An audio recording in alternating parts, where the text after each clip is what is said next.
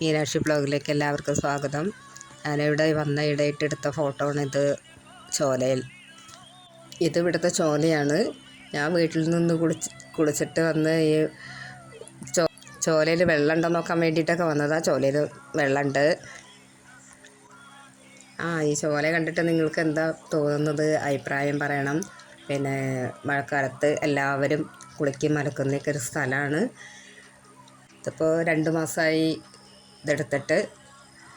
പിന്നെ ഇതിന് ഈ ചോലയിലേക്ക് പിള്ളേർ കളിക്കാനായിട്ട് വന്നതാണ്. ആ കൂട്ടത്തിൽ ഞാനും വന്നു. എൻ്റെ വീട്ടിൽ നിന്ന് കുളിയൊക്കെ കഴിഞ്ഞിട്ടാണ് ഞാൻ വന്നിരിക്കുന്നത്.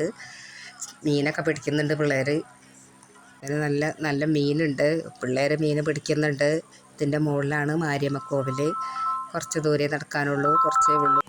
ഈ വെള്ളം ഇതിൽ പരന്നൊഴുകി കഴിഞ്ഞിട്ട് അങ്ങനെ ചെന്ന് ചേരുന്നത് താഴോട്ട് പോയി പിന്നെ ഒരു കുണ്ടൻ ചോല പറഞ്ഞൊരു ചോലയിലേക്കാണ് ചെന്ന് വീഴുന്നത്. ആ കുണ്ടൻ ചോലയിൽ ഞങ്ങൾ വീഡിയോ എടുത്തിട്ടുണ്ട്. മീൻ പിടിക്കുന്നതൊക്കെ നിറയെ നല്ല മീനുകളുണ്ട്.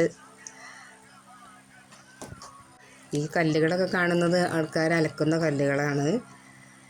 അപ്പോൾ നിങ്ങളിത് കണ്ടിട്ട് ലൈക്ക് ചെയ്യുക, സപ്പോർട്ട് ചെയ്യുക, കമൻറ്റ് ചെയ്യുക, ഷെയർ ചെയ്യുക. കുട്ടികൾ പറഞ്ഞു കുറച്ച് ഫോട്ടോ എടുക്കുക എന്ന് പറഞ്ഞു. ഞാനും കുട്ടികളും കൂടെ കൂടിയിട്ട് ആ ഒരു മുളങ്കൂട്ടുണ്ട്, അവിടെ പോയി കുറച്ച് ഫോട്ടോ ഒക്കെ എടുത്തിട്ടിട്ടുണ്ട്. കണ്ടിട്ട് ഇഷ്ടപ്പെടുന്നവർ ഒന്ന് കമൻറ്റ് ചെയ്യണേ.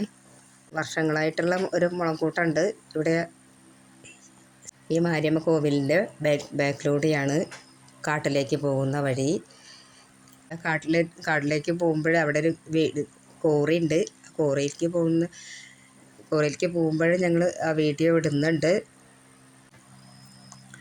ചോലയുടെ മുകളിൽ റബ്ബർ എസ്റ്റേറ്റാണ്.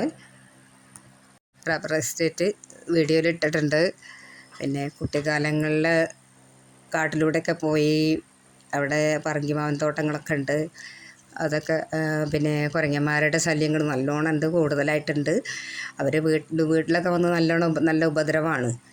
ഇപ്പോൾ ഇടയിട്ട് കോറിയുടെ പണി നടക്കുന്നത് കാരണം അവർക്ക് പേടിയാണ്. അത് കാരണം ഇപ്പോൾ വല്ലാണ്ട് വീട്ടിലേക്കുള്ള ശല്യം കുറച്ച് കുറവുണ്ട്.